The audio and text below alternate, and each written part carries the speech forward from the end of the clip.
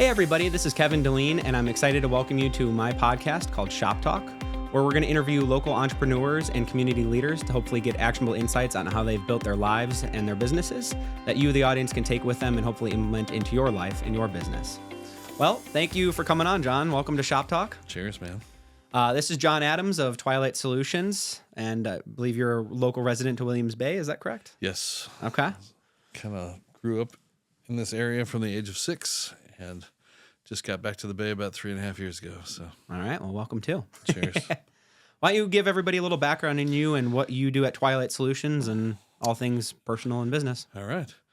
So, my background is in electrical work. I'm a master electrician. My dad and my brother operate a large company that's electrical, but also a bunch of other mechanical services over in Elkhorn. And so my dad pressed me into service around age 13. Started like trimming out apartment buildings and stuff like this. Get in there. Yeah, exactly. I don't recall having a choice in it, but yeah. So I probably worked for my dad for about 10 years, and then one day he said, "Hey, there's this landscape lighting seminar in Racine." We were using a company called Rude Lighting at the time. He said, "Why don't you go check it out?" It was like a 2-day seminar, and it happened to be put on by a lady who is like a nationally known lighting designer named Janet Lennox Moyer. And she is so passionate about what she does. Mm-hmm. And for 2 days, I just looked at just image after image of her work. And it was just so inspiring. And I had been, at that moment in my life, I was just like mostly doing like large custom homes on the lake. Mm-hmm. And I was just so bored with it. And so like when I saw this and saw this as an option, it lit a fire in me. And I literally on the way home from the second day stopped at one of our lake customers who had like a real interesting property and just started designing, ended up pitching that to them, doing a demo and getting that job. And so within 60 days of going to that seminar, we had actually officially launched Twilight Solutions. Wow. What year was that? 2006. So 18 years ago. Yeah. Wow. And fortunately, my dad had obviously he'd been in business for probably about 20 years at that time and had a large book of business. So there were a lot of, it's hard to start a business from scratch, and so fortunately I didn't have to, I guess, begin from zero. Like we had, a built-in list of pretty wealthy clientele. It's like a plus one service, yeah. Right? It's like, hey guys, just so you know, now we're offering this specialized branch, which is going to be definitely an enhancement from what, an electrical contractor would have. Yeah, they're just going to throw some lights somewhere. They're not going to design it, right? How many lights and where do you want them? That's down to brass tacks. That's a typical electrician approach to outdoor lighting. So, yeah, that thing got launched that year. Is a very successful start, and 2007 we doubled the business, and then 08. 9, 10, those were some pretty lean years, I mean, when people are looking to make budgetary cuts, landscape lighting is usually about the first thing they go. So, yeah, so that fortunately we made it through that, and yeah, been building it. Probably about 7 years ago, we got kind of serious about adding irrigation. I was just about to ask you that, yeah, to our list of services. So. Yeah, we had been doing landscape lighting and irrigation and electrical, landscape lighting, holiday lighting, and electrical, and then we had hired someone who had a background in irrigation, and all of our customers had irrigation systems, so it made sense, where it worked out for them to offer that service to them as well, and then that's kind of grown year upon year as well. So yeah, we service maybe 220 irrigation accounts now. Nice. So that's I've got we hired a general manager last year who kind of handles all of the. Is that the gentleman I met earlier this week? Yeah. Is Jonathan his name? Yep. It's funny. Yep. Keep it similar. Yeah, keep it the same. Yeah. I usually introduce myself as Jonathan. John squared. So gets a little confusing for some people. But yeah. So that's in a nutshell kind of how things have developed. When we first started, it was all halogen lighting. And then, we were kind of an early adopter on the LED end, and we paid a price for that because Why is that? a lot of people hadn't really figured out their product. Okay. They were coming On the out. manufacturer's supply? Yeah, they were making big claims about, this is good 5 years, 10 years, whatever, and like there were some catastrophic failures with one of our manufacturers in those first couple of years that it was pretty painful. People are promised a 15-year bulb and it's going out in a year, and they're like, right. what the hell? Right? Yeah, exactly. Yeah. And the fixtures were all 10-year warranty fixtures, so it was like, we were on the hook for changing out like just hundreds of fixtures. Yeah. It sucked. So now, like, when people like bring their new hot thing that they're all excited about, hey, check this out. Great. I'll check back in with you in a couple of years. Yeah. I'm going to put it on my calendar for 2029. Let's see how you're doing. Somebody else could be your guinea pig this time. Yeah.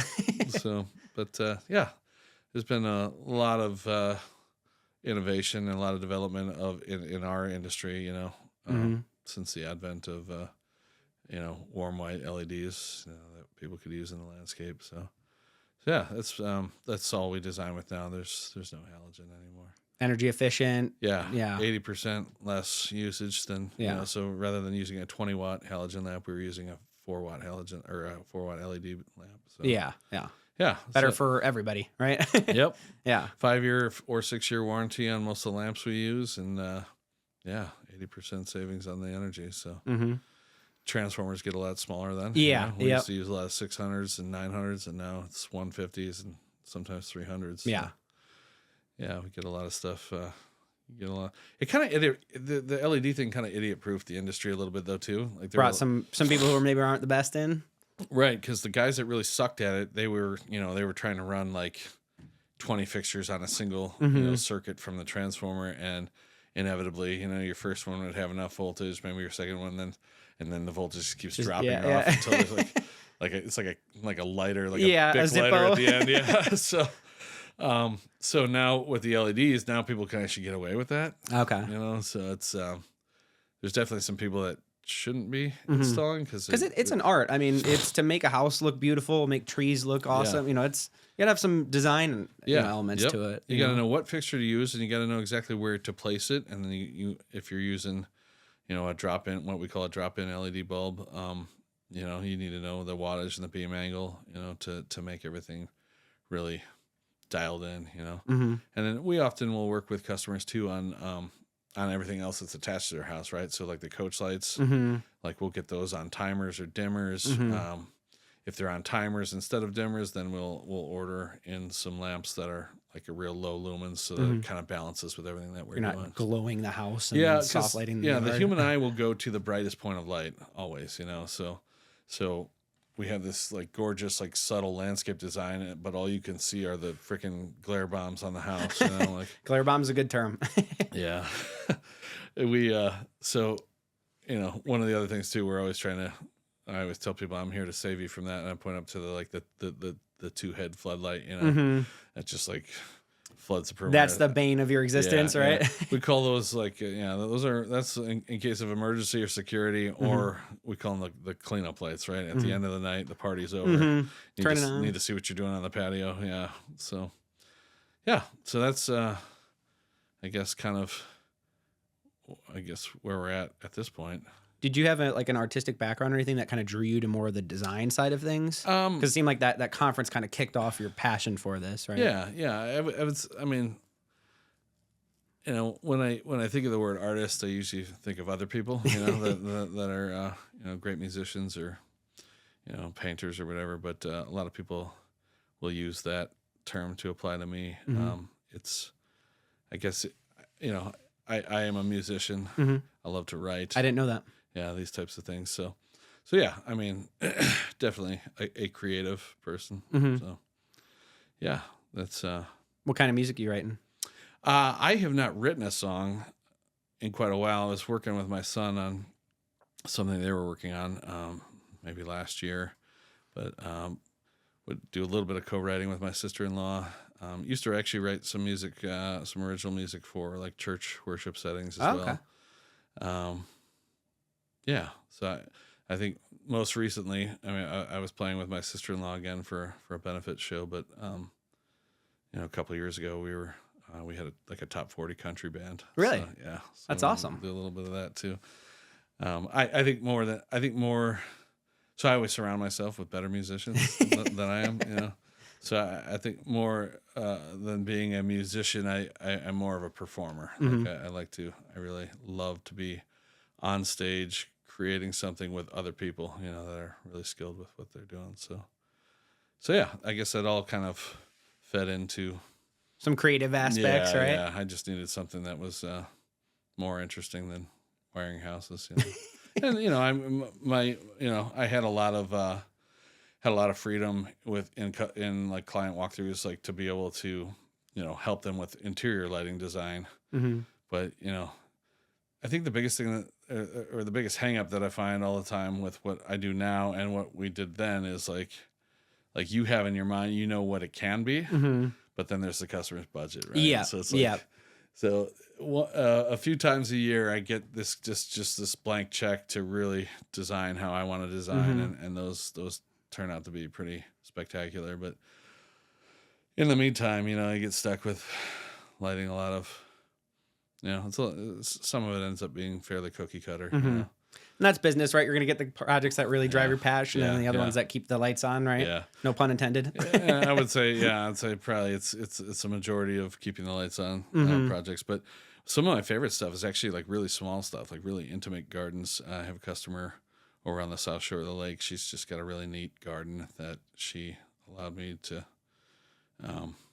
be really creative in there, and so that kind of stuff. I mean, when we finished that, it was like magazine quality work, you know. So I love doing those things, and you know, and if you're designing in a smaller space too, it doesn't have to be $20,000 or $30,000 either. You know. Yeah. You can use a lot more budget. You know? That's right. That's right. So yeah, I guess that's where I find myself. I find that every 2 or 3 years, I really have to see something, experience something, go somewhere that kind of reignites my passion for it. Otherwise I get, you know, the cookie cutter stuff is a little bit soul crushing. Yeah. Also in this area specifically, we get a lot of seasonality with things, right? Sure. You get the surge in the spring and then it dies down in the winter. Yes. And that can itself be a little drowning. You know, you're like, okay, we got another spring to come up. It's going to be crazy. It is. The seasonal aspect of our business. It's like running a seasonal company is a weird thing, right? Because at least in this area, you have like 9 months to make a 12-month living in, right?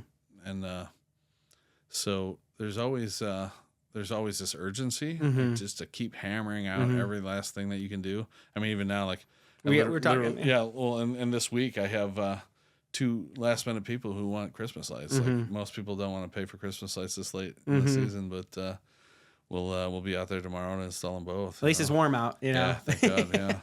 So that I've often wondered, like, you know, like if I were in Tennessee or somewhere south of here, Florida or whatever, and it was more of a year-round rhythm, like I just wonder how that would feel differently. Because by the time we get to the end of this season, like I'm exhausted. Like it almost takes like the entire winter to kind of recover from get that drive back into it, right? Yeah, that's fair. Onslaught, yeah. You know, it's just exhausting is really the best way to put it. You know, and I see that even with my guys. You know, like everybody's just, you know, the Christmas lighting thing is not an easy. You know, you have like this really like short, like time window. What's typically, when do people start? So I would say half of our customers are asking for, and we have. I don't know, 115, 120 holiday customers this year, but half of them want to, you know, be able to turn those lights on by Thanksgiving. Okay. You know? So November and May are our biggest. You're finishing like irrigation blowouts, and at the same time you're starting to put and taking out pier lighting and all those other little seasonal changeovers. So that's kind of it's a scramble. This year we started. Probably second week of October, we started putting up Christmas lights, you know, where people would allow us to come in.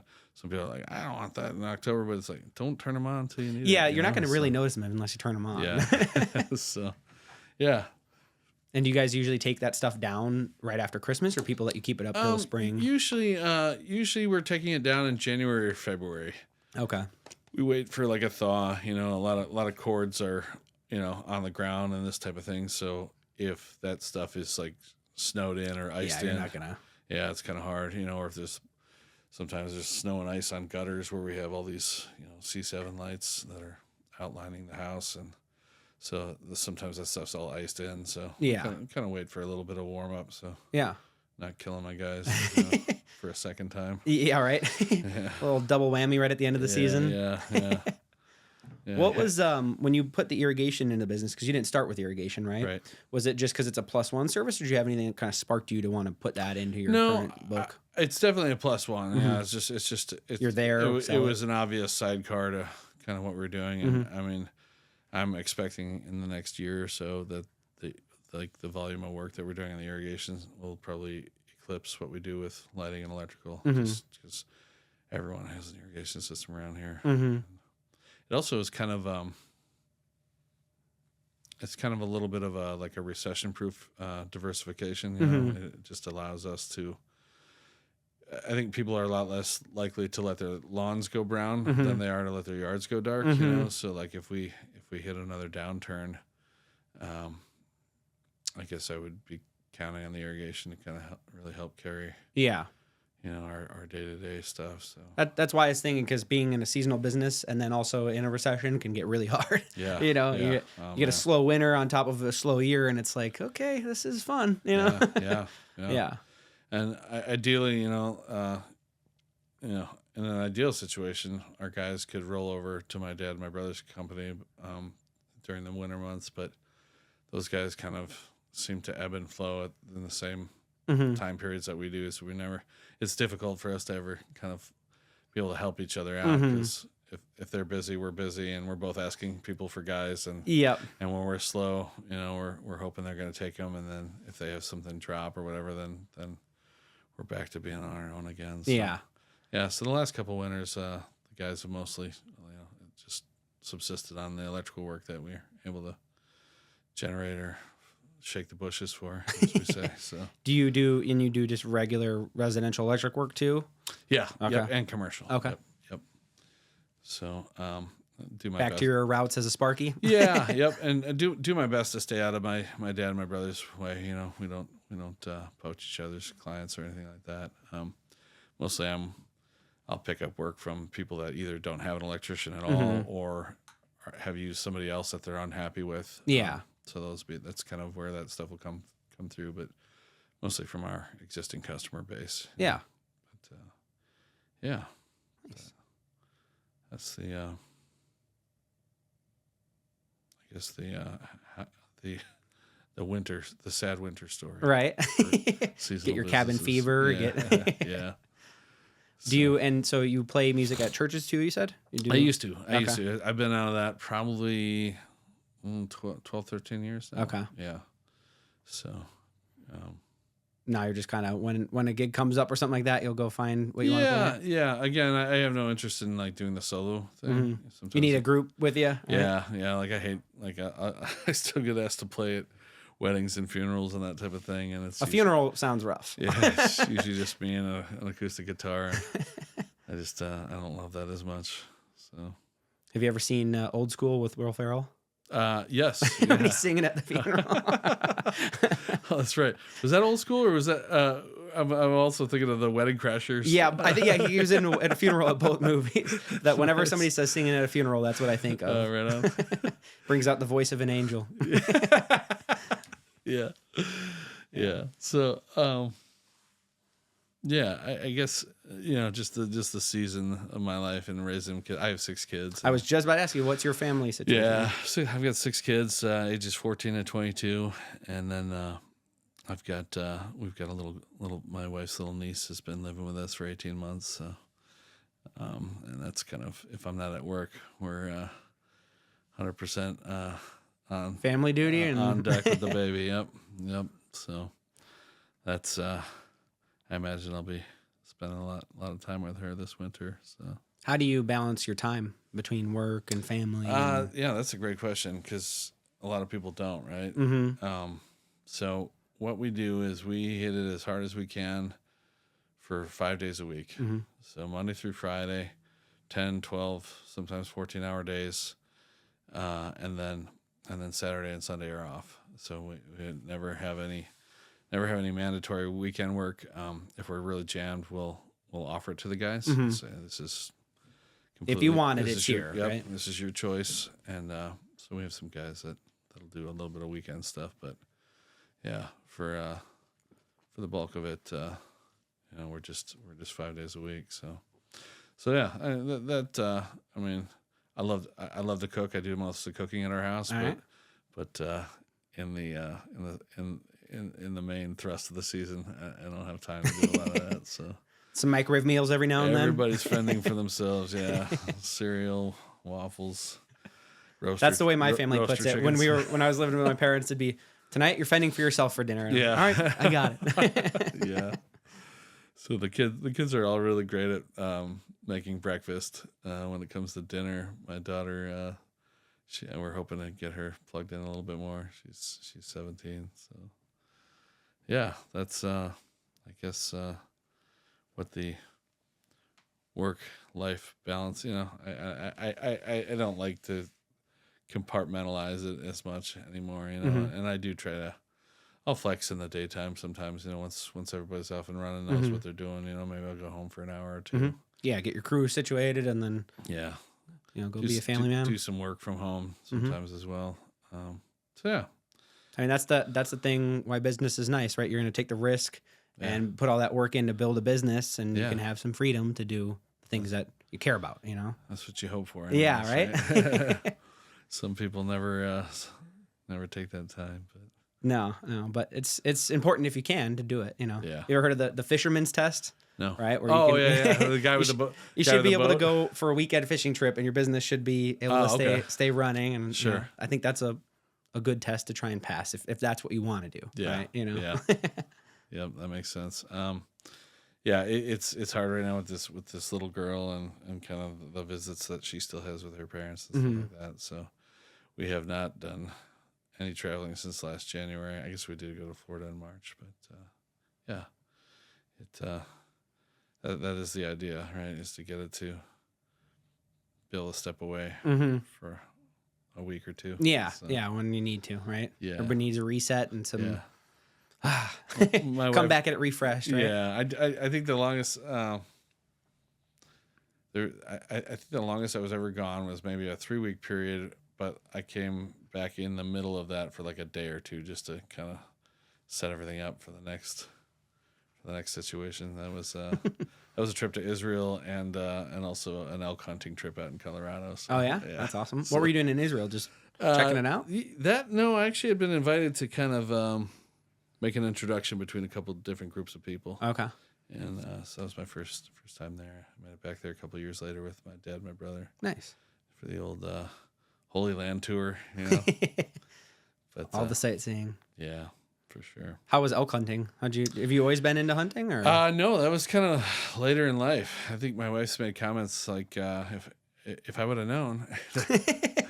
My brother-in-law got me into that probably 15 years ago, and then I became a bow hunter pretty quickly after that, and so I am known to not be available in a lot of mornings and a lot of afternoons in November, but do you travel at all, like often? Not really anymore. No, all of my hunting is basically local at this point, so some of it's real close to home, within 5 minutes or so. So that's helpful, and once you hit the time change too, like I'm still home by 5. Yeah, even though 5 feels like 9 p.m. now. Yeah, right? yeah, exactly. Jeez, it's pitch black out. That is, I guess it's another setback of living up here, but there's beauty in it though, right? You get the lake, sure, you get the people are good, small towns. Yeah, it's just you see people just desperate to find something to do up here in the winter. Yeah, you get a little cabin fever. How many times can you go to the same bar? Yeah. Well, now we don't even get enough snow in the state for people to really go cross country skiing or snowmobiling, and not enough ice to ice fish. Yeah, we didn't even get. I have guys that go snowmobiling, up in Northwestern. They couldn't even go there. Right. It was like, Isn't that wild? Geez. It's really strange. If you're gonna give us gray, cold weather, throw some snow on top. Yeah, exactly. Yeah. So maybe we'll have that this winter. Yeah. How about you? What do you like to do when you're off time? That's a good question. I really like working, so I don't mind it when I'm doing it, but Yeah. I have just a great group of friends that we hang out with, you know. Gotcha. Any specific hobbies or? No, I'm getting back into hobbies. I used to really like photography, so I'd like to Nice. get back into that, but I haven't had the time to yet. Okay. But water sports, growing up by the water has always been Yeah. amazing, Yeah. you know. That had to be a nice perk of being down at the South Shore Club. Yeah, right. Seeing all the boats, getting to use them occasionally. Yeah, Yeah, water sports, fishing. That's really my thing. I've never been a hunter. Okay. Yeah. You ever try fly fishing?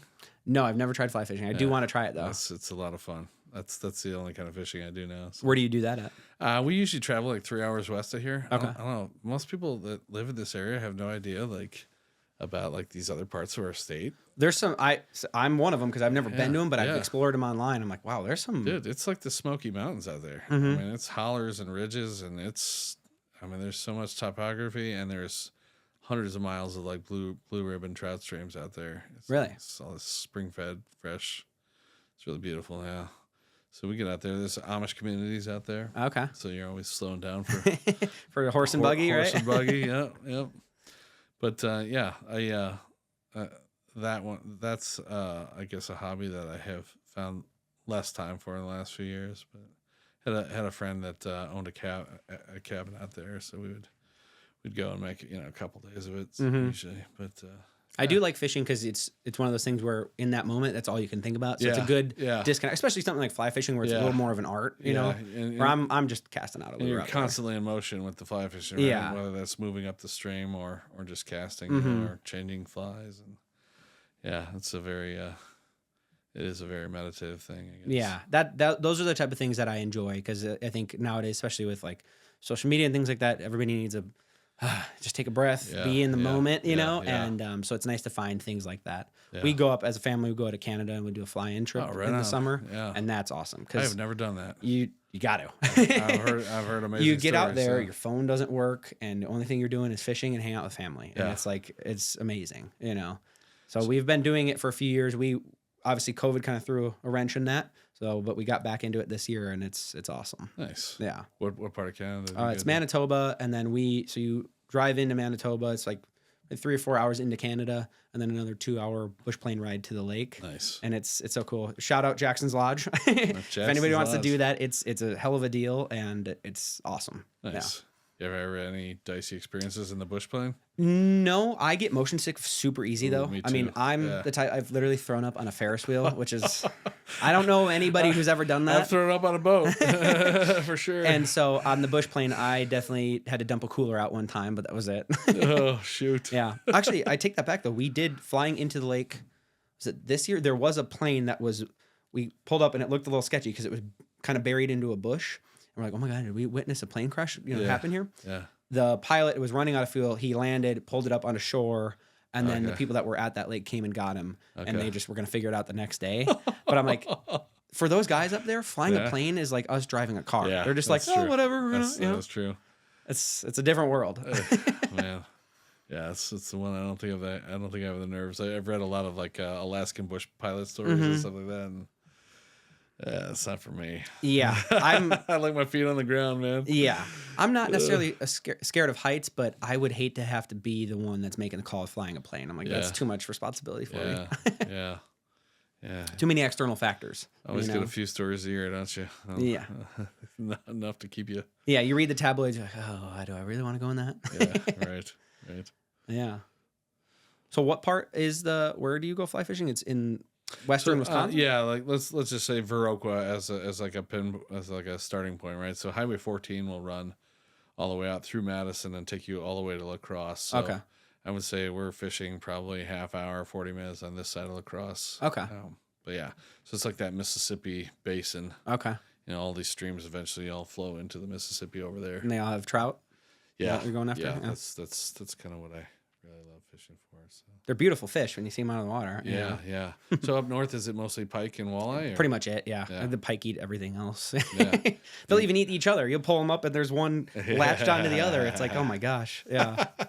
The weirdest thing I ever saw fishing, we were up at my parents' cabin in Minocqua, and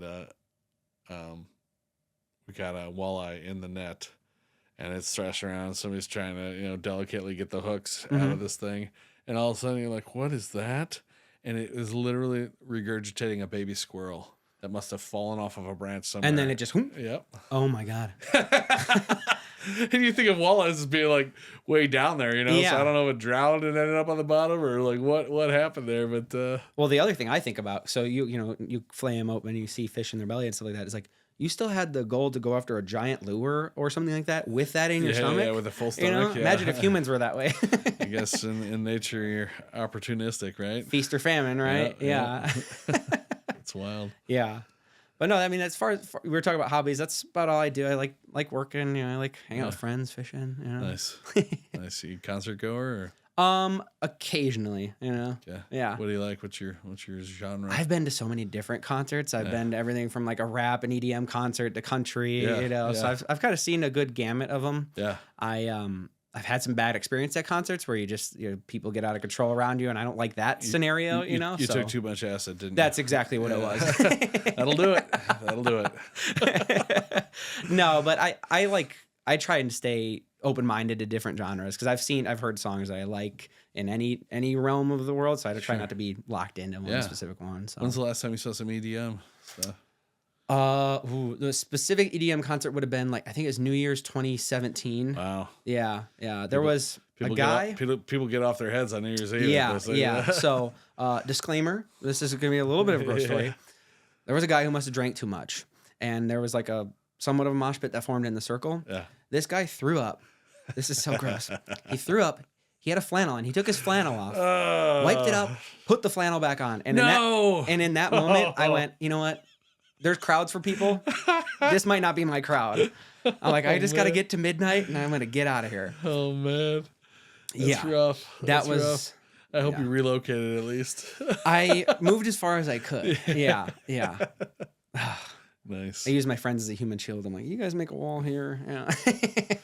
So my experience with EDM is only, so last year went to Burning Man. Oh, did you? Yeah. And so that's all. That's basically the only music you're going to hear for 8 days. Yeah. Out there. But yeah, it's just watching DJs do what they do. It's fun. I enjoy. Would you go again? 100%. Yeah. Yeah. Absolutely. I would recommend it to anyone who loves freedom and wants to be off the grid. You were talking earlier about, when you go fishing, how you don't have any cell service.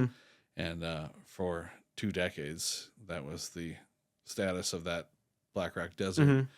And now everybody brings Starlinks. So you still can't get all the way away from. Yeah. To your point, actually, they have that up in Canada. And I'm there's certain times being in business, I'm like, I do need to kind of maybe touch base every now and then. But at the same flip side of the token, I'm like, can we maybe just destroy the satellite by accident? Make sure nobody can talk to me. It really is nice when you can honestly tell people I actually won't have any cell service. Maybe this year. Yeah. I'll make it back. Yeah. This year, this coming, I guess. When is it? It's always the last week of August. It ends on Monday, Labor Day. Okay. Every single year. Which is probably a good time for you because it's kind of nobody's calling at that time, right? What I realized, you're absolutely right. We call that the back to school lull, right? Everybody's heading back to the suburbs and getting their kids in sports and school and all that. But I also found that just rhythm wise, like when I couldn't go this year because of the baby situation, I just realized, oh my gosh, this is exactly the point in the year where I'm just burned out and I need a break, right? So yeah, I hope to. You need a break, and it's the time to take one, right? Yeah. Because around here, literally, it's funny. It's go, and then that weekend happens, and it's dead for 3 weeks, and that's when all the locals hit the lake, and it's all just the local people around here that make the world go round. That's right. That's right. Yeah. Got a lot more space than the lake in September. Yes. Yep. Some no wavy days. You can actually go get a drink at a bar or whatever you want to do. It's not crowded. Exactly. Yeah. So it's crazy. I've been going out. My brother moved out by the Owl, and so I've been there probably 4 times since Labor Day, and I am just amazed at how jammed that thing still is. Just with locals in the off season. Yeah. It's I don't know that it's locals even. I just think people literally are coming up and going to the Owl. So. Well, you have our bars around here have cult following. It's also a Wisconsin thing, right? Bar culture is huge, right? Yeah. But everybody loves when even the people that come up for Weekend Warriors, right? They're just, that's your go-to spot. They like to have a spot where the bartender knows who they are. Yep, exactly. By the way, shout out to Amanda, who tends bar over at the Owl. I have never seen anybody move. I mean, she'll do a round of 50 drinks in a 5-minute slot. Like, I've never seen anybody hustle drinks like she does. She's talented. Shout out to Amanda. Shout out to Amanda. And they have good food there. They got good barbecue. They do. Yeah, we'd enjoy the fish fry. Try the coconut batter when you get a chance. Okay. It doesn't taste like coconut, but it's like a nice extra good texture, crispy, crunchy. Yeah, that's another thing. Growing up, because I'm from Florida technically, but I call this home. I've spent most of my life here. I didn't know that fish fries weren't like a thing everywhere else. So going to Florida, I'm like, you guys don't do Friday fish fries? Like, what's... Nobody knows what a brand new old fashioned sweet is, and nobody knows what a fish fry is. Like, so yeah, we insist that our friends and family that come to visit, they always have to get a fish fry. Yeah. That was a weird thing for me. And it's like, go there, fish fry. You mean like the fish and chips basket? And I'm like, no, kind of, but different. Yeah, exactly. Yeah, is everybody Catholic at this stage? Yeah, right. Sure. Maybe once we were. Yeah. You had mentioned something. Is it called the Dark Sky Initiative? Yeah. Is that what? Can you tell me a little bit about that? It seems very fascinating.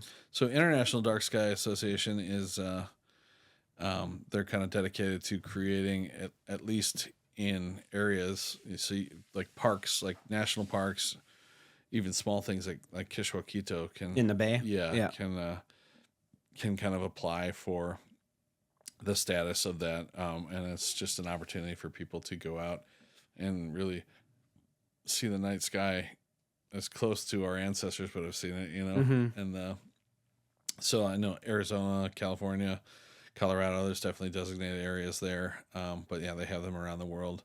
And then about 5 years ago, I think it was Brian and Colin Griffith, who have a place on the lake there. They started the Geneva Lakes Dark Sky Initiative, and so that was something that I wanted to get. And it's basically, is it a restriction on light pollution or what? That's what it is. So it's like just shielding your light sources makes such a huge difference, right?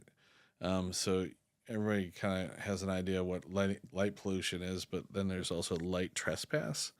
And light trespass is any time light from your property is going over the property line to the neighbors. So, gotcha. We talk about like coach lights, lanterns on houses, just shining at the neighbors. Yeah, right? Like 60 or 100 watt brightness. Just yeah. So I'll say this: that typically the associations on the water are the big offenders. And then like community lights, is that like a fire pit thing? It's more like piers, right? Gotcha. Those piers that have like 20 slips or something, So remember what we did at South Shore Club with all the small, like real low level. So it's not lighting. Just doing this, right? It's kind of capped, right? Because people, the only thing that they used to do is just put giant floodlights up on poles or on structures, to just flood those pier areas, and so unfortunately we still have a good number. There's a fair. The street I grew up on has it. They got red and green lights at the end, and yeah, sure, just big floodlights. Yeah. And I mean, hey, red and green, bring it on. Like, that's not obnoxious. It's the bright white ones that you're looking for, it's right? It's metal halide. It's the high pressure sodium stuff that that you can see all the way across the lake. It's like, gosh, it really doesn't take a lot to shield light sources. And so the idea is almost to keep it so when you're looking here, I can look up, right, but I'm not going to see it coming down. Is that the? No, it's more that you actually do want it all downward directed. Okay. So the IDA also has like they would do like their own certifications for luminaires, which is just a fancy word for light fixture. So you used to be able to get like ID dark sky like approved stickers on stuff. I understand, there's so many people making light fixtures now that like there's such a backup there that I think it takes forever now to get certified or whatever. Approval for your stuff. But that is generally is that they want it directed down towards the ground. So the downlighting stuff, we try to use really long shielded instead of fixtures. So most people, instead of going up lighting on the tree where it shows the canopy, you're trying to shoot down at the base. Right. Okay. So that would be like one way to do it. Abbey Springs, I think, has always had some kind of light trespass Ordinance or something like yeah. Most people don't abide by it, but I think they also require all downward directed sources, which, you know, you can be like a 20-inch tall path light, right, to light the paths, or, you know, they have those cylinders for coach lights, you know, so you're not throwing light outward, you're just going up and down. Yeah. On that stuff. I think that's important because when you go out in like specifically Lake Geneva in the middle of the night, you can park your boat, you know, look up in the sky, and it's beautiful. Yeah. I mean, you can still see a crazy amount of stars, and you're still surrounded by houses that are all lit up, you know. Yep. So whatever they're doing is working, you know. And the IDA doesn't actually even consider like low voltage lighting part of the problem. So, like, you know, we talked about the associations on the water, but off the water, the big offenders are like your Walmart box store plazas, your car dealerships, that type of thing. And that's why you always have like that like dull orange or purple hue, you know, in the direction of this town or that town. And so that's obnoxious. Or Chicago, where you can't find a star to save your life. And yeah, right, exactly. And then you just also like, so you know, the area that we live in is so often dealing with overcast skies that like those clouds just trap all that even more, you know. So what drew you to be part of that? Is it just because it's kind of in your industry, or are you passionate about observing stars, or like what kind of drew you to be involved in that? I would say I'm passionate about good lighting, right? And good lighting generally follows those ideas. I mean, yes, we uplight a lot of trees, but it's not like we're putting, you know, again, we have such tiny lumen fixtures, you know, like the stuff that I'm telling you about on piers is like 11, 12,000 lumens, and we're using little lamps that are maybe 200 lumens. Yeah, type of thing. So it's not really making a difference. Yeah, right. And I will say I've seen some of the work you guys have done, and it's beautiful because you can see what you're doing. Safety, right? Yeah. You don't want somebody falling in the lake. Sure. But it looks nice. It's elegant. It's not like, hey, look at me, right? I got this big pier. Yeah. So we have like design words that we like, which are like subtle, elegant, classy. You know, I always tell people, like, we're not going to turn this into a casino. Yeah. Unless that's what you really want. Yeah, and there are a few people. That, I've met them. I think we both know those people. Yeah. Or gosh, you'll do the design and you'll install it, and then they'll keep adding to it, and at some point it reaches a point where, like, I don't want people to know that I did that project. You know, because it doesn't look like it's not it doesn't have your stamp on it. It's not my design anymore. Now it's just like a runaway train. You know? So. Do you ever feel that way with Christmas lights? Do you ever get like Clark Griswolds who just want to go way over? You know, it's such a short season for that it doesn't even matter. Yeah, we used to do one in Geneva National. It was like purple, red, green, blue. I mean, it was really loud, crazy colors. I'm sure you should meet my dad. Excuse me. Yeah, I'm sure the neighbors all had something to say about it. You know, had an opinion about it, but yeah, it was. So I don't mind it for that. You know, go nuts on the holiday stuff, but that looks bright too, though. That's way brighter than what we typically do. You know, I mean, as far as the amount of light you're. Oh yeah. I mean, when you look you're in a house where they have decorations outside, you're inside, you could tell right away, right? It's like every single strand has 70 lights on it. You know? So it's just like an enormous amount of. It's like an enormous amount of just pollution, right? Yeah. I would always get in arguments with my dad because he's always been big into Christmas lights. I, for some reason, can't sleep with like an ounce of light in my room. It's just... That's my wife. Yeah.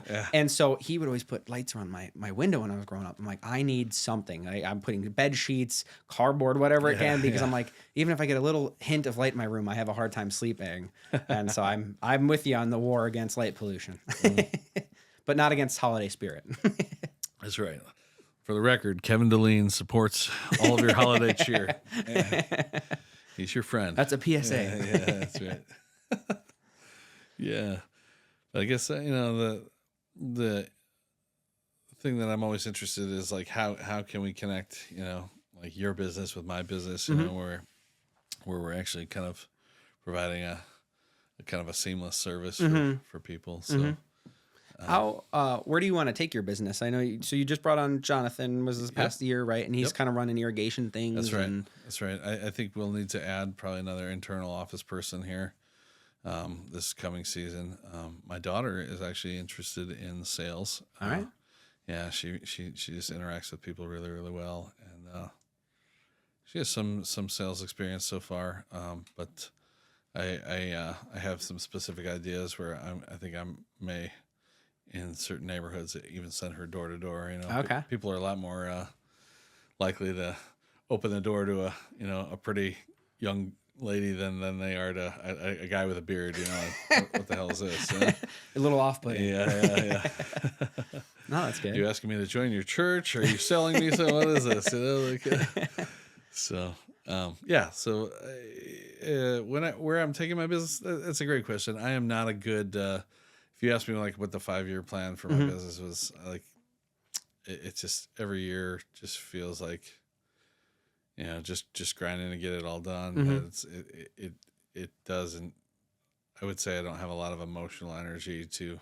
That's typically what we try to use the winters for. Is like a lot of brainstorming and kind of just developing some new ideas for maybe like efficiencies for our existing stuff or maybe new revenue streams. Yeah, that's same in my business. You know, we usually get right now is kind of our lull when it's not too cold, and then we get busier when pipes start to freeze and things like that. Sure. So this is the time where we're being creative and how can we be more efficient? How can we be better for the customer? You know, and it's a good time to do that. I think everybody needs that time in the year somewhere. Yeah, some strategic planning or thinking. You know, it's helpful. It's definitely hard when you're running 100 miles an hour to try to address those. Yeah, it's like you're too busy doing the day-to-day to try and think about making an improvement on some solution. Right. Are you guys going to want to hear it? Hey, you guys got to be more efficient in the truck. Yeah. No, I'm getting my job done. Yeah. You know? Yeah. So the biggest thing, I don't know, do you have this issue where like just the amount of time it takes the guys to kind of mobilize in the morning and get out the door? And it can be. So I give everybody breakfast. Everybody gets free breakfast here. Nice. So it's Like a a school self-inflicted program. wound. Yeah, right. So sometimes we get a little, in the morning, like, oh, it's cold out. We don't really want to get shack-lack. But other times our business is kind of goofy because the morning might be slow. Like right now we have a structure fire we're doing. So it's, you're kind of consistently going to that project. And then randomly at noon, I'll get a call. Hey, we got a big flood. And so it's slow, then really busy. And then slow and then really busy. Pivot quick. So I try and take the mentality that when we can take a moment to take a beat, let's enjoy it, because there is the surge work where, we have a big storm that came through and I'm going to be grinding really hard to get that stuff done. Yeah. And when I first started the business, I don't think as aware of that. I'm like, let's go. And everybody gets kind of worn down. I'm like, take your time when you need it. Yeah. Because I'm going to be calling on you to really grind when the time comes, so.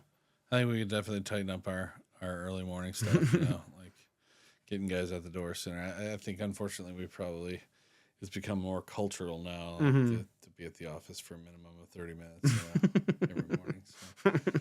I'm pretty sure most of those guys are clocking in the second they get there. Yep. Well, guys, if you're going to be here on the clock and you're waiting for some answers or whatever, like, go up to the trash cans. Yeah. Whatever, you know what I'm saying? Yeah.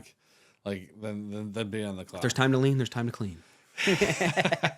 Yeah.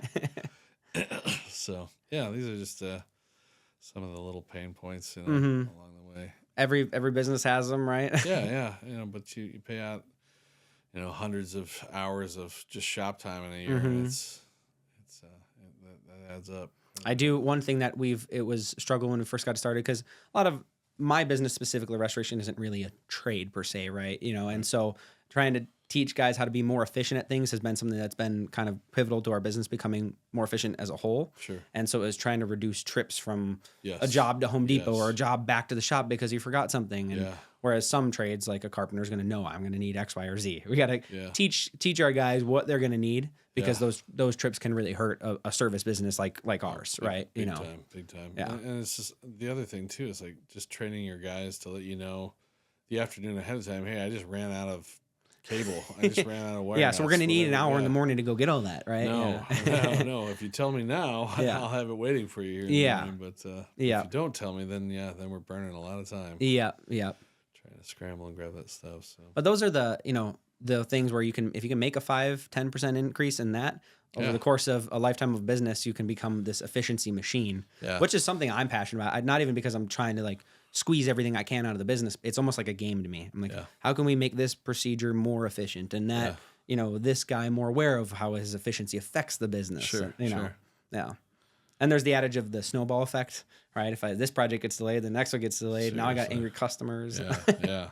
I imagine in the business you're in, there's not a lot of time for delays, right? Yeah, especially in certain situations where we're you get a flood, you get somebody's sewer backs up. Like that's a go now. Yeah. And it's trying to it's a balance because you have to take what I call anchor projects where you can be there working, and then you got to get when an emergency comes in, we're an emergency business. You got to do it. Yeah. And so that's a fun dichotomy to manage. Sure, that makes sense. Yeah. There's fun stuff in every industry though. Every business has its thing. Are the non-emergency people understanding typically when you? Yeah, and usually it's funny because usually there are emergencies that have then turned into just a project, right? Yeah. You triage. Yep. It's kind of the nature of the business. Yep. You triage that project, and then you can divert labor to one, and then you come back. And we don't do it in a manner where anybody's losing productivity. It's just we're going to get you to this phase, and then we're going to triage that one, come back. And it's all in project management and expectation setting. You got to be upfront with a customer. Is are most of these payouts then initiated by the insurance company? I mean, are most of this insurance claims? Yeah, we could go on a rant about that. Right. There is it's a really interesting industry because a lot of it is insurance claims. Sure. So the customer's getting the money, but it's such pardon my French, it's an ass backwards industry because we will do the work, we'll bill it out, and then the insurance company will come back to us sometimes and say, well, no, you don't get to charge for that, or you shouldn't be paying for that. And it's like, I get it if we were acting in bad faith, but we're talking about real charges here. Obviously we're honest, real company here. And so you're arguing. I would say you're acting in good faith, right? Yeah, exactly. We're doing what needs to be done here. Yeah. Whether or not we've taken the time to read your 1,000-page document about what you cover and what you don't cover. Yeah. And a lot of times it is covered legally. So then you're in this back and forth because the longer the insurance company can hold the money, the better for them, right? Sure, and so, sure. And I get it. I'm sympathetic to insurance companies. I work with them all the time. But there's certain aspects where you can get really worn down with it. You're like, we did this job. We sent guys out there in the middle of the night. I've worked 1 in the morning on Christmas night, sucking up water in a basement. Sure. You're going to tell me I can't charge after hours rates for that when I paid my guys a couple $100s to come in? Well, that's part what are we talking about part here? of the deal. This is an emergency service. Yeah. And so that part can get a little, sucky, but that's just the nature of the beast. A lot of negotiation, a lot of phone calls. Are you happy by the end of the process usually? I mean, there's some where we specifically did one where we went so far and above and beyond for this woman. She had no money, no resources. I put her up in a hotel because the insurance company couldn't get the payments quick enough. Got her food, bought her phones, all this stuff, and had an upfront conversation with the adjuster where I said, listen, I want to be clear here. In our industry, it's normal to put a 10% overhead, 10% profit markup. That's kind of industry standard. Sure, yeah. But they don't pay it usually on the mitigation. That's the emergency cleanup. Yeah. And I told her, listen, you and I both know this is going to be a pain for me. It's going to take me 6 months to get paid, and I'm doing all this, so I need to be able to do that. Yeah.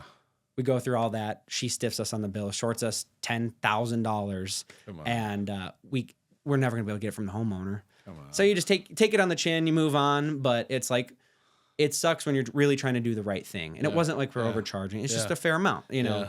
And those you can get worn down at the end of the day. I'll come home and I'll be like, why are we doing this? And then you just got to keep the people in mind. You're helping the people through tough situations. Because most of the stuff we do, people have never been through. Yeah, right? Nobody's been through a basement flood or a fire. It's like, I got to that's what keeps me going. Do you guys do like mold and asbestos remediation? We don't do asbestos, but we do mold remediation. Yep. Gotcha. Yep. Asbestos is a whole nother ball game. There's subs for that. Yeah, I hear you. The best tool is a subcontractor. Sure. But yeah, there's a lot of different things, but like I said, end of the day, ground yourself with just making sure you're taking care of people. That's really where it comes from. Okay. Yeah. Yeah. Can't go wrong there, right? If there's any justice in the universe, it should flow back to you. Yeah, exactly. And every day is different. That's the one thing I really like about this, business in general. You're never solving the same problem twice. yeah. I suppose what you do, every one of them's a little different. Aren't they? Yeah. Yeah. Wow. So do you set like long-term goals? Like, I'm kind of in a similar boat to you. I haven't had the mental capacity to really sit down and come up with like a real long-term plan. Yeah. I'm motivated by making the business something that can outgrow me, right? Yeah. So I'm not the face of it the whole time. Yeah. And it's not even selfishly. I just like the idea of trying to grow an organization. It's a big mental struggle to try and delegate these tasks and build these divisions and things like that. So I do want scale with it. I don't want to be stuck in the sell the job, do the job cycle. Yeah. But that's really about the extent of my goal, that and just continuing to help people and grow. Yeah. I love building people like inside the organization, Oh, seeing nice. somebody go from Yeah. not knowing what they're doing to mastering their task and then being able to lead a crew to do that as well. Sure. That really motivates me. So Okay. yeah. But Nice. as far as set goals, I could set a goal now and it's going to change in an hour sure. because Well, yeah, the world you shifts. have one conversation with like a really business savvy person. You're like, oh yeah, that's what I should do. Like, kind of set your sights on a different target after. Yeah. That, you know? But I do like this industry because it does need to change. There needs to be some technological improvements, there's a lot of old ways because this industry started as carpet cleaners that just bought fans to dry carpet when they had floods. Sure. And then it kind of morphed into this thing that's half baked. And so there's a lot of room for somebody to come in with some technological savvy and some ants and get in there. So do you guys like camera drains, or is that another sub? all subs, that's people who give us work. We get a lot of that kind of stuff. Yeah. Sure. Those are fun, man. You get into a basement that's got a couple inches of some fun. yeah. Somebody's from a couple days ago. Right? Yeah. So we've seen, I'll tell you a quick story. We did a country club out in McHenry, and they had like a grease trap failure. Ooh. And this is funny because when you're first starting the business, you're going to take what you can get. Right? Yeah, and this would have been one of those where we would have done it. We would have got paid a little bit more. Sure. It was me and my brother-in-law, Mark, who's our general manager, and we didn't have the right equipment at the time. So what we had to do was go in there with our extractor in a crawl space filled with shit and crawl down there, suck it up, put it in buckets. You had to like army crawl a bucket out of this crawl space, bring it up into a holding tank that was in a truck and dump it out. We did that maybe 300-400 times. And it was like the definition of blood money, right? And nowadays we know that there's tools to do it the right, a more efficient way, not necessarily the right way, and ways to charge an appropriate amount for that. Yeah. And that was one of those jobs you get into it and you're like, yeah, we immediately underbid this. But whatever, we're here. We told them we're going to do it. We're going to do it. And the entire process is pain. Yeah. Physical pain, emotional pain. Yeah, right. It's just like, this is like, we're not getting paid enough to do this kind of stuff. I'm a man of my word. I told you I'm going to do it. We're going to do it. Right. But we're going to learn a lesson from it. Right. So this will be the deal of the next 5 years. Right? Yeah. You got an amazing price. Yeah, exactly. Yeah. But you learn, and that's part of the trades that are fun is you find the next tool that's way more. Now we have machines that'll suck it out and pump it out at the same time. Nice.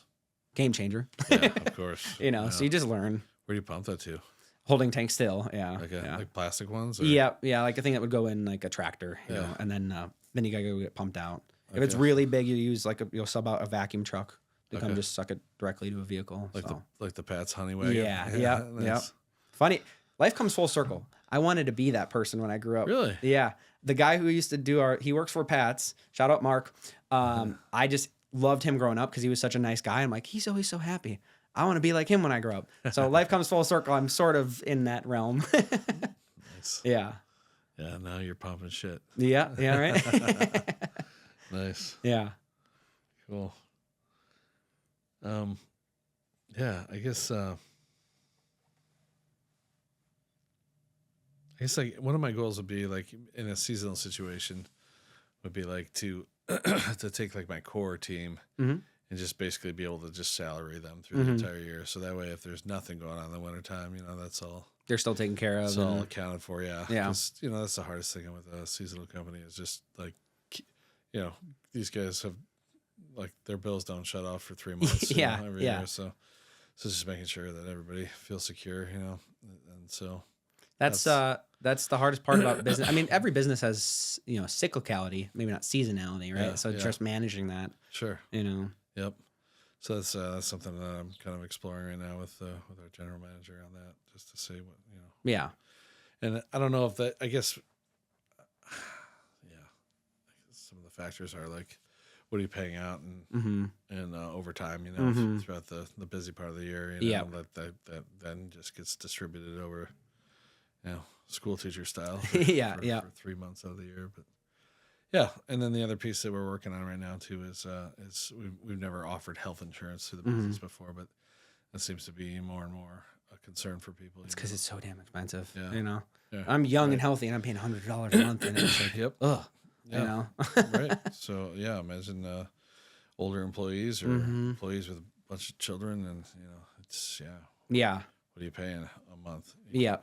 the business covering $400 a month. Yeah. It's expensive, per person. Yeah, it gets to be a lot. But these are the things that seem to be, pretty critical for, retaining really good customer or employees. Yeah, and that's the most important part. I was talking, my dad was on earlier today. We were talking about building company culture, and it's just like, it's so important because without them, you can't take care of your customers, So you got to find out what's important to them and, tweak it, Yeah.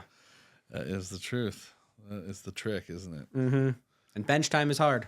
Yeah. You got guys sitting in a shop, and we get it too. It's like, between jobs or between seasons, it's just, it's hard, but Yeah. We do a little bit of that at the end of the season. There's a lot of machines to store. Yeah, you've been riding your equipment hard, right? Yeah, yep. I got one guy that does some maintenance on our vehicles, so we're catching up on a few things there. And but it's just it's constantly having to be creative, I guess, to figure out how to manage those lulls. know? So I normally like to kind of create kind of a side list of stuff that we haven't been able to get to for ourselves, and sometimes it's even stuff that's at my house or whatever. There's one year the whole irrigation crew was going to be sitting for a week, so I just put an irrigation system in at my house, which I don't run because of the price of water in Williams Bay. But anyways, it's just constantly having to, even our day-to-day schedule. And I mean, I guess because you guys have to always pivot from emergency to emergency, you must always be reshuffling the deck. But it just feels like we do a lot of that, or of this like little service calls that come up that are next to another job we were already go to. We're going to add those on. Like I've always said, there's always like this locality mindset, for scheduling is like getting people in these areas so that this guy's not going down to like Powers Lake and then coming all the way back and then to Lauderdale, like that doesn't make any sense. But like probably what the customer doesn't know is a lot of times you're pushing them off for somebody that called 2 weeks after them just because you can get to that person because you're in that area, So the scheduling thing is another area that we can do better in. Yeah. That one's hard. I'm waiting for the time when I can start to delegate some of that out, and that's going to be a really hard system to build out. As somebody who's got the wherewithal to understand the geographic side of it, the efficiency side, and the employee, it's like I'm okay doing it right now because I want to make sure it's the right person who knows how to really efficiently manage that. Yeah. Especially in our, like you said, just bouncing around. You have to. It's just the nature of the business, so you got to have somebody who can roll with it, And then what app or technology platform are you going to use to? Yeah. So we're using, dude, total blank. But we are on the irrigation side. We're using a scheduling service for that, and that's been good. I think we'll be implementing that. I think for the lighting team here this coming year. I've gotten shiny object syndrome before, where you're just like, oh, this software looks cool. That one looks cool. Yeah. It's like we've been on one and it's not the greatest, but it gets the job done. And I'm like determined. I'm like, we're sticking with this until the next thing comes out we for sure is perfect, because I'm done jumping from. Well, none of that stuff's cheap either. No, and then you got to retool your whole team to know how to use it all, and it's like people don't understand. It's just a lot of work, for incremental benefits. And there still has to be somebody back behind it, right? Somebody that has to be inputting all of those jobs and all that information in there, So there's big money if people can do it right. Some of these. I think Service Titan just went public like a week ago. Okay, yeah, I did not know that. Yeah. I think my dad's company is still using Service Titan. I think I just got an estimate from them. I'm pretty sure they do. Yeah. Gotcha. Nice. Yeah. Yeah, but there's a million different versions of those. Yeah, there are. There are a lot. There are some too that are like industry specific too. Like like the ones for irrigation are like they'll come with a module that's like all of your main material lists and stuff too. Oh, so, really? Yeah, I think it's just like a way for guys to, after the job is completed, that they're also then entering all of that. So you can keep an inventory all the parts and labor are going into those things. That's nice. Yeah, I'm jealous of the companies that somehow are able to collect payment right on site. Whether that's a printer in the van. I use QuickBooks. You can email them one right out in front. It's not the most sexy software, but it just works. Yeah. So I actually don't. I don't interact with our QuickBooks. all of our billing takes place internally with the lady that works some part-time hours for us. So yeah, it's so yeah, all that to say, like, is there actually like a QuickBooks app that you're yeah, I logging mean, into, I or? do it on the web base because I got like an iPad with self-service, Yeah. but it's nice because you can send customers That's really an nice. invoice and it's got a link to pay. It pulls Nice. it right in. And Nice. yeah, so until I have that, and then a restoration specific like job management tool. Sure. And until they come out with one that's better than those two, we're just sticking with them. They Yeah. work, don't Yep. break it. Yep. If Yep. it's not broke, don't fix it. Yeah, seriously. Yeah. Especially once everybody kind of gets used to using it. Yeah, exactly. And you go and change everything around. There's that, and then in our industry we have Xactimate, which is where you write like your insurance bills. Okay. That sucks. God, that sucks. I hate writing them. They take forever. There's way easier ways to do it, but it's just where the industry's at. Yeah. So when an adjuster sees it, it's like you're speaking the same language. Yeah. You give them anything else, it may as well be written in Sure. Mandarin, right? Be interesting to see, how AI, could help with that. Adjust for all that. Yeah. There is a very cool solution where we have a camera called a Matterport. And so that can take like a 3D scan of a property. Okay. So if I take one pre-demolition, but before we took anything out, and then post-demolition, it understands what was removed and it can measure it and it can make one. Now that sounds really expensive. So how much was that piece of equipment? We were in, this was 2 years ago, we had a big freeze. And so when those happened, we're running like crazy, right? Yeah. And I couldn't keep up with estimates. So I'm like, all right, screw it. I'll give it a try. Did that. I didn't really read the pricing enough. It cost me like $1,900 to get that bid. Oh, just for the the bid. And I'm like, okay. I really didn't understand that. I put my credit card and I'm like, youch, right? Yeah. And very cool software. They need to get the economy of scale going for that to really make dividend. But whatever. It was very cool, but they need to work on that. Yeah. So are you able to build that expense in then? Or? No, but at the time, it was better to have it written than for me to take another 2 weeks to get it written, because I suppose the longer we take to get it written, the longer it takes to get paid. And in this industry, we can get terms that are pretty long. So we need to stay on top of it. But yeah. So who do you use for local banking? Who's you? I'm a Chase Bank guy. Okay. Yeah. And they're on the commercial side, they've been easy to deal with? Yeah. Nice. We get their credit cards, like their credit card loyalty stuff. Nice. Yeah. Good. And then my brother introduced us to our accountant. His name's Greg. Okay. So he's done a good job for us. So, Nice. yeah. Is that is he in once a month or?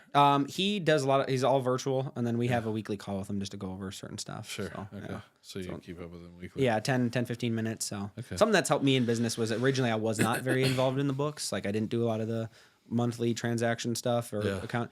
And it has helped me be a better leader doing that stuff. Yeah. Because I'm so in tune with that. Yeah. And I can understand where we're at better. So that was something that helped me a lot. Just doing the physical work like that. You know?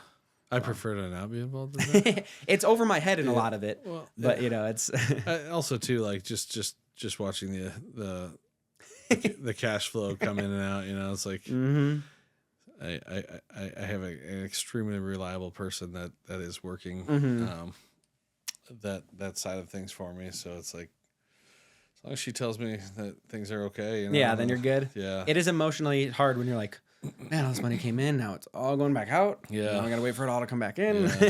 Yeah.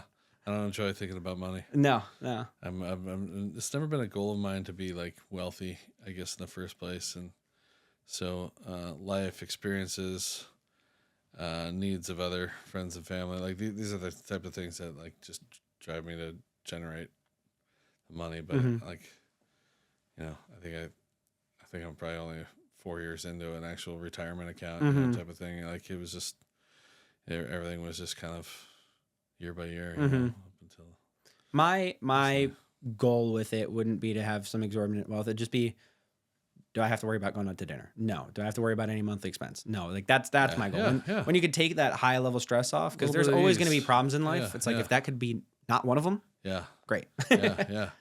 Sure as hell. Everything else on that is a cherry on top. My outlook on life, like if there's no financial stress, it's just it's always easy. It's like, I mean, there's always like, I shouldn't say always. Sometimes we have to deal with employee drama, and in this situation where we're caring for this other little child, like that definitely takes up a lot of emotional. But if finances are calm, it makes my life a lot easier. Yeah. You're not having to think about it. Frees up mental bandwidth and emotional. Yeah. For sure. Yeah. For sure. So how long have we been doing this podcast? You're our third episode. Okay, cool. Yep. And then where do you mostly look to, make it available? So our man Joe over there, he's our version of Jamie Vernon. Joe, yes. Yeah. I think it's going to be on most platforms, or it's going to be on YouTube. Can we Facebook. get you to Google some weird stuff, Joe, for us, on the fly as we pull that up, Joe? It'll be on all major platforms.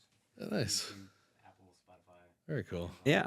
And then honestly, I'm looking to talk to really anybody. I like to turn it more towards business because I like talking about it. Yeah, sure. But really just people that have an interesting story to tell. You know, I've always liked to talk.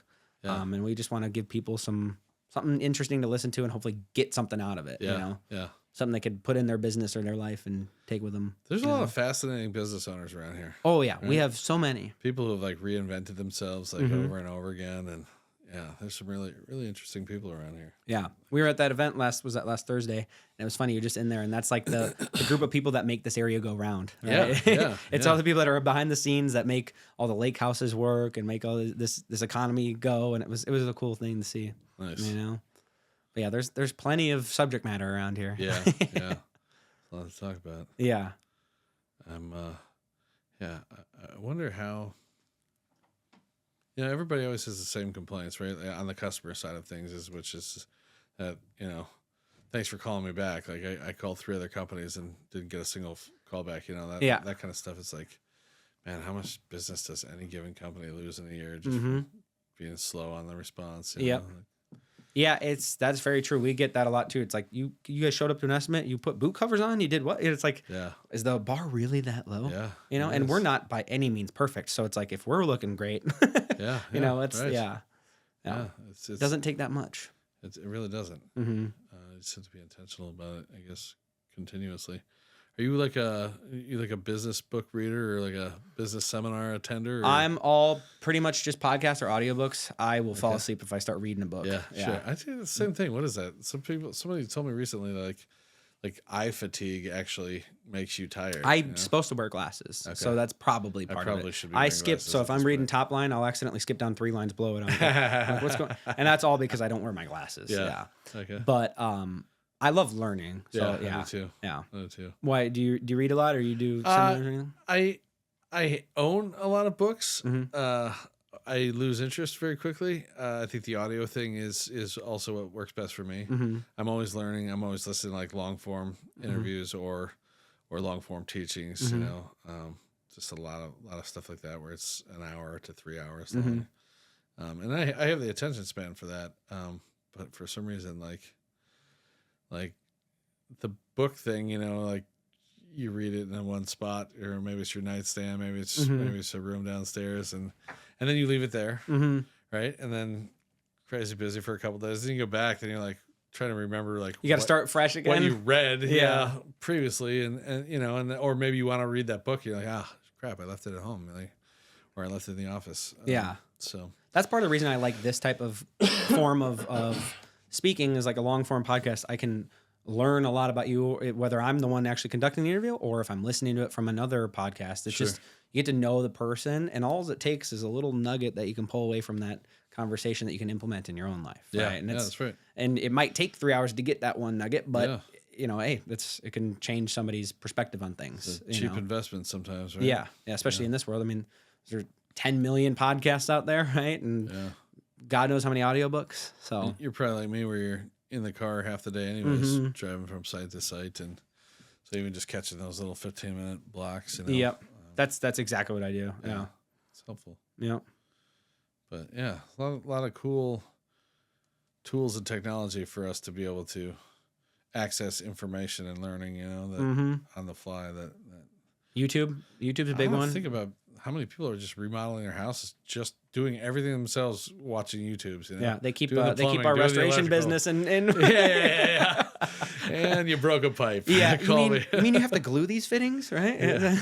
So your favorite thing, his favorite thing is to hear that somebody's doing their own plumbing. Yeah, right on. Like, cha-ching.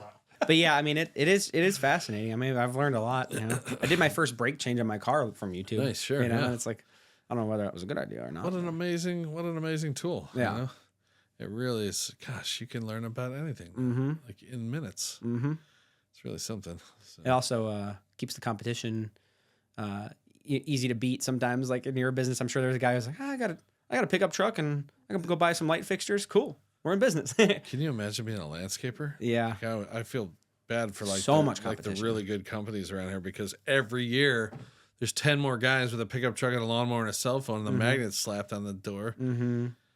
Gosh, just lowballing the crap out of everybody. Like it's just amazing to me that like I would hate to be in that industry. Yeah. Well, you know, I'd hate to plow snow. yeah, that's a big one. Oh, this guy, you know, he's doing 3 on my block, but the other guy was $5 cheaper. You know, Yeah. like, oh my God. The economy will root those people out, but not maybe on that first season. you know? Right. Yeah. And not before they take some of your business, Yeah, right? Like, yeah.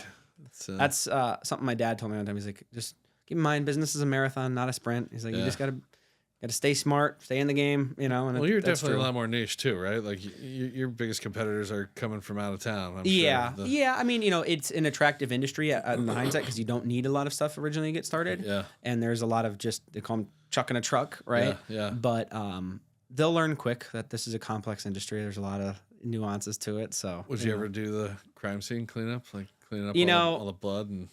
Maybe I think I probably have the stomach for it. I feel like it'd be really hard to keep people on board. Yeah. It also scares me nowadays with like drug cleanups, like fentanyl and things like that. Sure. I've heard horror stories of people who go into it. They don't know what they're getting into. Yeah. Narcan. Yeah. Yeah. That's So wild. it's maybe won't be for a while.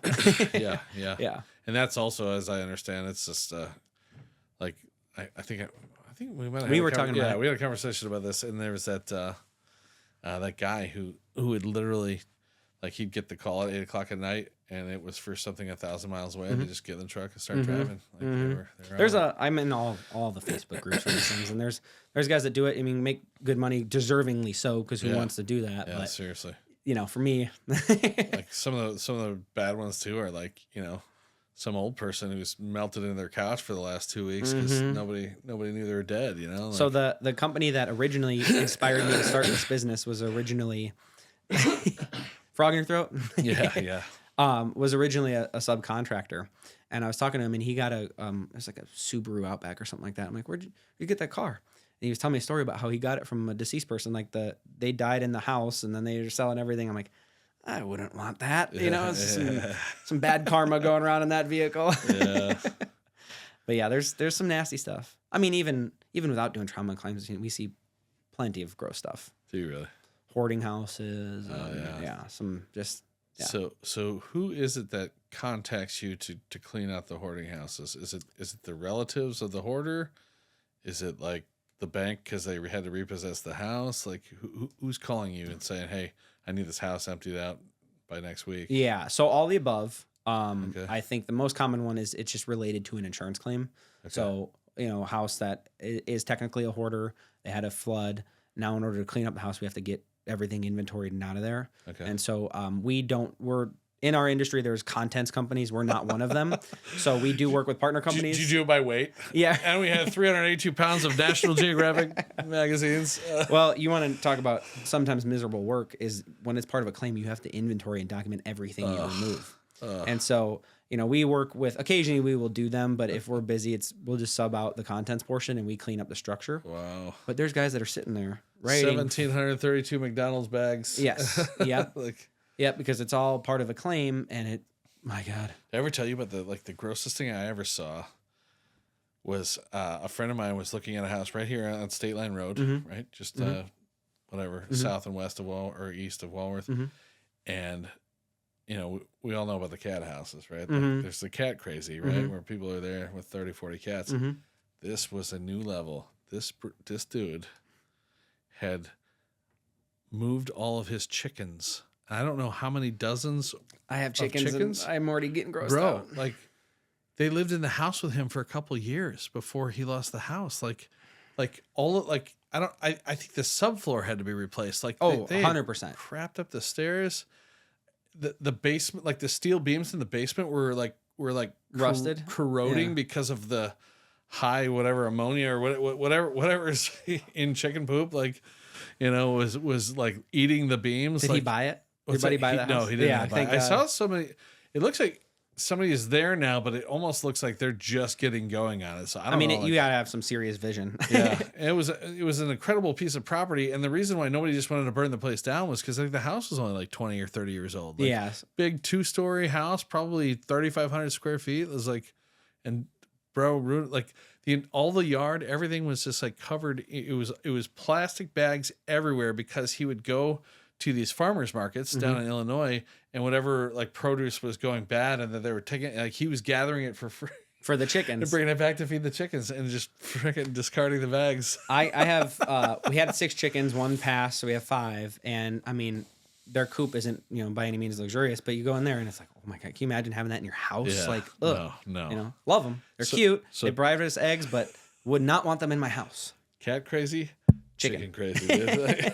It's a different kind of illness, dude. Yeah. So hopefully we don't get a call like that. Yeah. Have you gotten any like of the major pet damage? The one I was telling you about that we got gypped on by the insurance company for that lady, Yeah. she had a situation where she was, maybe you call it like abuse, like she had a daughter or something. She wasn't taking care of the animals. Ugh. And she had many dogs that were in the basement just living there. Boy. And so when that flooded, you There's take a couple of crap- years of just dog crap shit. everywhere. Yeah. Mm-hmm. Oh man. Mm-hmm. That is something else. Yep. You got to come up with some creative solutions to clean it up, and even then, it was like. I looked at a house too that was gorgeous, brick house, gorgeous. Again, 4,000 square feet, indoor pool. It had been built by a mason, so it was just this perfect brick place. And then this family had lived in there, who at one point had money, and then were down on their luck or something. But anyways, that whole place was just absolutely destroyed by dogs and cats as well. It's just like, dude, what happens? Like you could have, in a pinch, like turn this around and sold this to get out from under, losing it to the bank or whatever. Yeah, you can intervene and stop that. Yeah. And instead, I mean, I'm sure the house was a gut. Mm-hmm. There was black mold in the basement, and it was just, what a mess from Something that didn't need to happen. Well, it's just gorgeous. Like just taking your investment and just it's like getting a brand new sports car and just running into a tree on the first day, except for the insurance ain't making you whole on the house. Yeah. Like, we had this poor guy, he bought this house sight unseen. He was a flipper, and the bank, I forget what happened, it was a foreclosure or something like that, but nobody had been in it in a couple months, and a water supply had broken on the first floor. okay. And so the entire main level was absolutely trashed. I mean, we're talking mushrooms 6 foot tall, like, up the wall, I should say, right? Walls are just, You actually had like oh yeah, it's bad. So it was organic material things growing in the house. So that's on the main level. Then the basement was completely flooded, completely disgusting. And then the humidity had gotten so high, it went up to the 3rd floor, and there was stuff on there. So we had to gut the entire home. Is that bleach or what are you spraying there? Well, you got to remove everything. Then you got to physically clean it all. At the time, we still had our dry ice blasting unit, so we blasted the entire property top to bottom, and then used special HEPA vacuums to remove all that stuff. So, I mean, it's oh my goodness, an ungodly amount of work, Yeah. and it was all because nobody decided to shut off the water. Wow. Like you're the bank who owns it. Go in there and just flip that. yeah. Flip that knob. Yeah. Yeah. Maybe that cost you $150 to send somebody over there. To Yeah. just make Right. Sure the Yeah. place To was save, not going to go off the 70 rails. grand. Yeah. Yeah. Yeah. That's amazing. You get to see some fun stuff. Yeah. I really appreciate you inviting me here. Yeah, man. It's been a good talk. It's It's funny. I met you when I was like 13. yeah. At South Shore Were you Club. that young? I was. Yeah. Oh my gosh! Wow. Yeah. Wow. Was that back when was Dora Lynn Mm-hmm. like the concierge or whatever? Mhm. Okay. Yeah. It's been a while. I think we first started in there at maybe in 2007, Yeah. around that time. So That was a great job for me to start at. Learned a lot and met a lot of good people. You know, and yeah. yeah. A lot of fascinating people there too. Like Oh, yeah. the residents and whoever else traffics through there. So, Mm-hmm. cool. Well, But yeah, thanks for coming on. I appreciate Yeah. your time. Got to know a lot more about you. yeah, absolutely. Yeah. We solved all the world's problems. Yeah, we did. Yeah. Hopefully we go out of here and everything's perfect. Yeah. Or hopefully we're just one degree more efficient than we There were you go. this next year, right? Like, Yep. So, well, thanks, man. Yep. Appreciate Thank you. Take care. All right. All right, folks, that's all the time we had for this episode. We're going to end it here and hopefully catch you on the next one.